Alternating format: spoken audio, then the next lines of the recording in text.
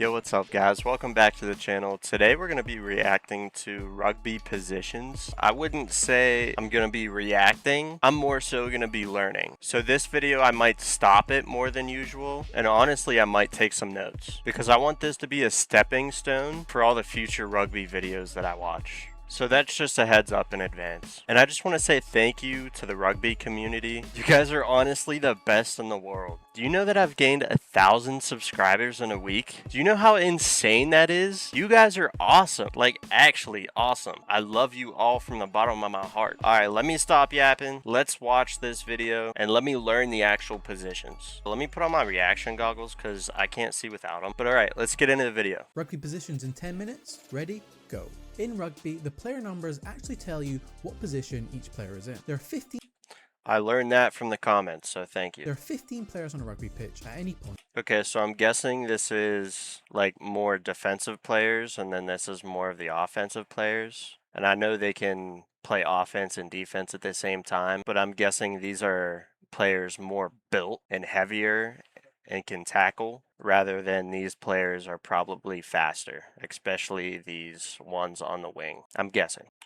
And 8 on the bench. The starting 15 will always wear the numbers 1 to 15 and the bench 16 to 23. There are two groups of players. Okay, so there is 23 players on a team. Players in a rugby team. The forwards and the backs. In the starting lineup, the forwards will be numbered 1 to 8 and the backs numbered 9 to 15. And the bench 16 to 23. There are two groups of players in a rugby team, the forwards and the backs. In the starting lineup, the forwards will be numbered 1 to 8 and the backs numbered 9 to 15. Okay, so I thought they would have been crisscrossed, but maybe that makes more sense when I'm watching the game. The forwards are the big strong guys who are in the scrum, do stuff like this. While the backs are quick, flashy guys who'll run rings around you and do And he's still huge. He looks like a forward to me. Stuff like this. Let's start with the forwards. Numbers 1, 2 and 3 consist of the three players who make up the front row of the scrum and are referred to collectively as the front row, quite imaginatively. The props are responsible for binding with the opposition team at scrum time. Oh. And where are the numbers 1 and 3? The number 1 is the loose head prop and the number 3 is the tight head prop. They're given these names to signify where their head goes in the scrum. Okay, I'm gonna rewind and do this a lot, so I'm sorry. Where are the numbers 1 and 3? The number 1 is the loose head prop and the number 3 is the tight head prop. They're given these names to signify where their head goes. So we got 1, 2, 3, 4, 5, 6, 7. 1, 2, 3, 4, 5, 6, 7, and then 8's always at the back. I'm guessing 8. Do they all try to kick the ball back to 8, or is someone else along the edge trying to get it? Let me know. Goes in the scrum. The loose head's head goes on the outside of the scrum, and thus is loose. And the tight head's head goes on the inside of the scrum, and thus is tight. You can see here that the prop's head is outside of the scrum, that is the loose head, and the other player whose head is inside of the scrum is the tight head of the other team. And don't worry, the word head will start to feel like a word again soon. The props also tend to be players lifting in lineouts due to their strength and to there generally being other taller players around them. The other player in the And those are usually the props. front row is the hooker. Yes, I know. Very funny. And they wear the number 2 jersey. Their job is to win the ball after it has been rolled into the scrum. They get the name hooker as they are meant to hook the ball back with their foot. They're also normally the player responsible for throwing the ball in at a line out. The second row of the scrum is made up of the locks, who are the numbers 4 and 5. Their main job is to bind behind the front row and put their head between the props and hooker's thighs. They are the main source of power in the scrum and are generally tall and powerful players and often the main jumpers at lineouts too. They are crucial at lineout time as due to them usually being tall players, they're normally one of the lifted players at the lineout and often means they are tasked with running the lineouts by making the calls for where the ball should go. The second row and front row are in a small group called the tight 5 and are generally collectively responsible for most of the power in the scrum and mauls and also clearing out opposition and players in the ruck. In attack, due to their lesser mobility, they are often used in a play known as crash ball, where they run straight into the defensive line and try to make small gain in meters and suck the opposition defense in to make space out wide for the smaller, faster players. The tight 5. That makes sense to me. That makes sense. I think I'm slowly picking it up. I hope. Five are very important for a rugby team. Generally, if you don't have a strong tight five, you will be demolished by an opposition scrum and find it very hard to get any front foot ball. The back row or the loose forwards That looks so cool. So you got the 1, 2, 3, and then you got the 4, 5, 6, 7, and this guy's the 8. Yep. make up the last row of the scrum and consist of 2 flankers and the number 8. Yes, I know it's a whole position called number 8, which makes sense with the starters as they wear the number 8 shirt, but if they get substituted, all that logic goes out the window and all of a sudden, you're playing a guy with the number 19 on their back, the number 8. But anyway, the number 8 binds at the back of the scrum and puts his head between the 2 second rows. They are responsible for controlling the ball at the back of the scrum with their feet and will also often pick it up from the back of the scrum and bring the ball into open play. This player will generally be known for their physicality and an ability to brush off tackles and make meters after contact. The other 2 positions in the back row are the 2 flankers, which take up the numbers 6 and 7. Again here, the numbers are important as it defines what side of the scrum the flanker will attach to. In most cases, the number 6 is referred to as the blind side and will be on the side of the scrum that is closest to the touchline, while the number 7 will be referred to as the open side and will be on the side of the scrum that is furthest from the touchline. The 6 is traditionally a big tackle first, ask questions later type player, as the player traditionally can get away with more as they're normally on the opposite side of the scrum as the referee. And the open side is often much faster and a massive threat at turning over the ball just after the tackle. However, in modern rugby, the 6 is generally a free-for-all position and tells you a lot about what the coach wants from the team. Teams that put a lot of emphasis into a big... So if you're not sure what kind of team you're playing against, you can kind of always judge on what the coach is and how aggressive he wants to be, depending on what that number 6 player is doing, and maybe 11 and 14. If they are playing very aggressive, I'm guessing they would play way further out of the defender's vision, or maybe I'm just making stuff up. Let me know in the comments below. Pack, the forwards, might play another second role there, whereas a team that focuses on back play might go for someone smaller and is more akin to another open side. Their job at the scrum is to be the first forwards out to tackle the scrum half, who we'll come to in a minute, or the number 8, who should have the ball at this point. They also play an important role in general defence, as these players are often tasked with trying to turn over the ball from the tackled opposition players. Overall, the loose forwards are more mobile and quicker than the tight 5 and can often be found out wide in attack. So that was the forwards, let's move on to the backs. The scrum half is the first of the 2 halfbacks. These positions provide the link between the forwards and the backs. The scrum half wears a number 9 and is responsible for feeding the ball at the scrum, picking the ball up at the back of scrums.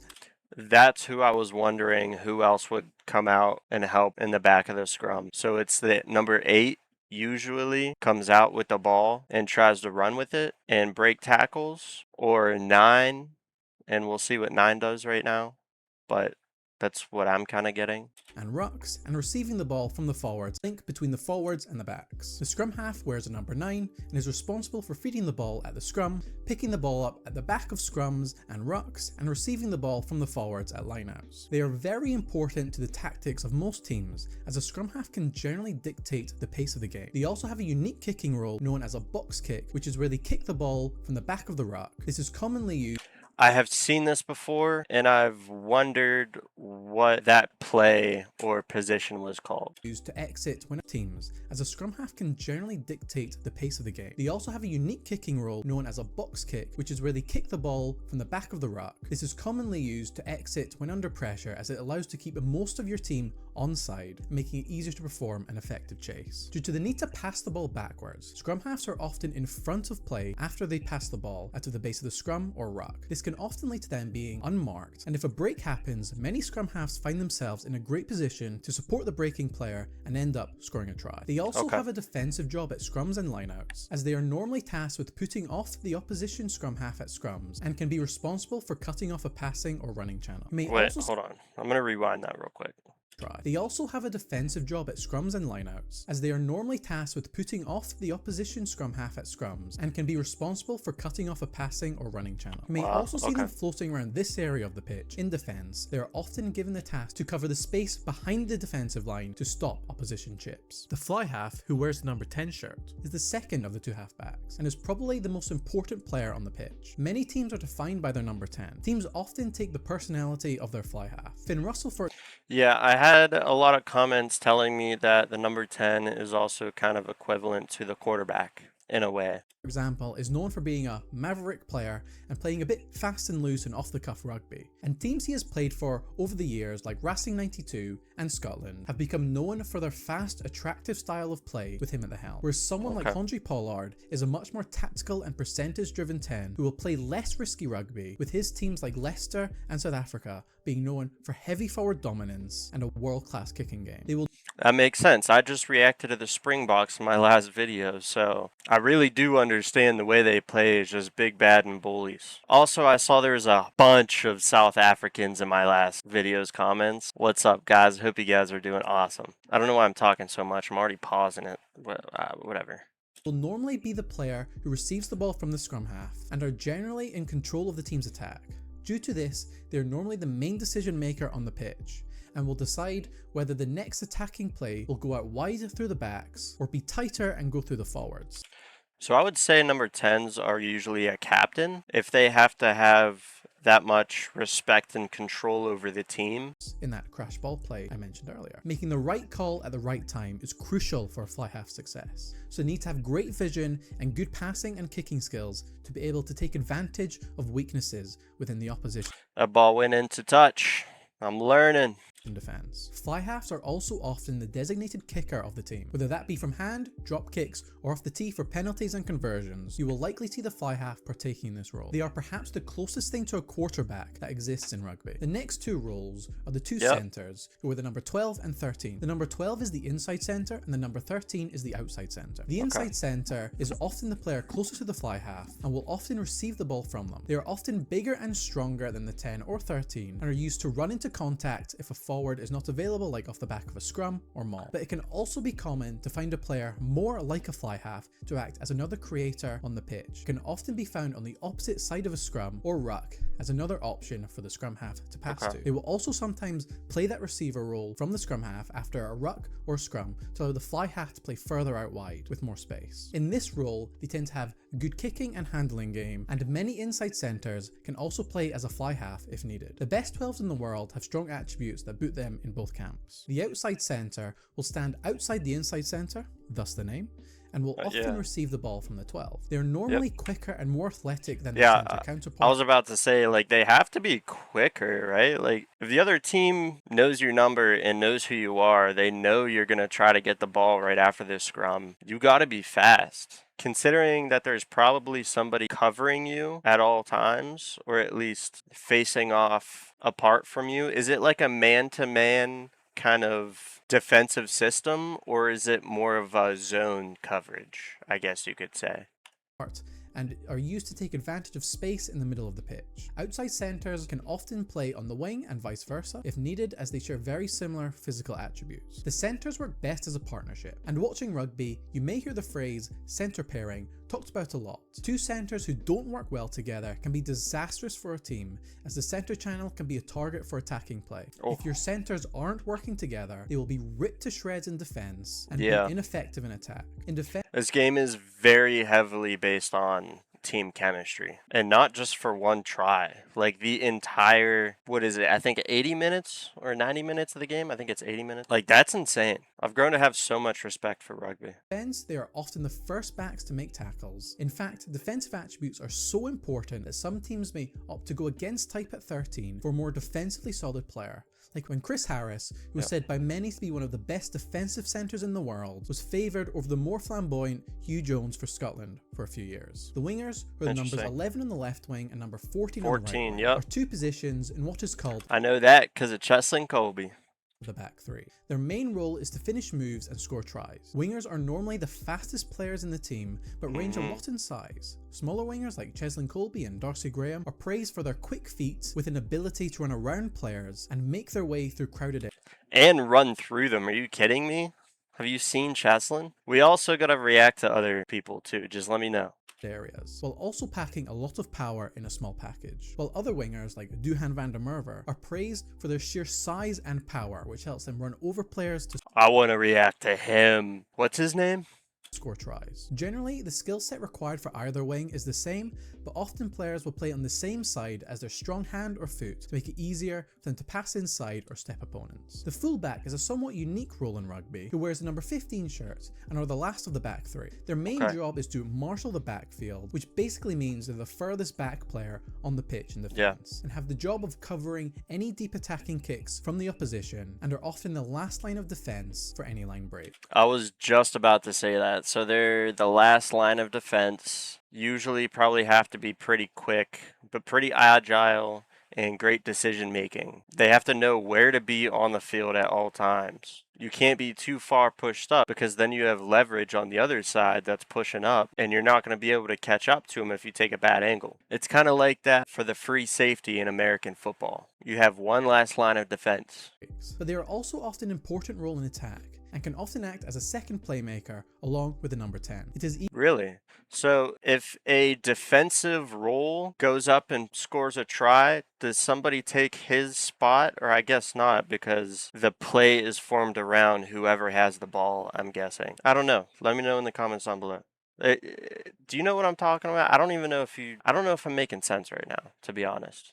even quite normal for 10s and 15s to be able to both play both positions, like Bowden Barrett for the All Blacks and Thomas Ramos for France and Toulouse. There's generally two types of fullback: a big, tall, athletic player who's normally defensively strong, has a big boot and can make meters running the ball back into contact, or a smaller player with fast feet who will try and weave in and out of rushing defenses. It's important for a fullback to be good under the high ball and have a strong kicking game for kick returns. If you like that. Alright, that's it for me learning rugby positions. Let me know what you want me to react to next. I also saw that there's a Baltimore game happening September 12th, or in Baltimore I should say. Was that between All Blacks and the Springboks? I don't know if I'm getting those names right.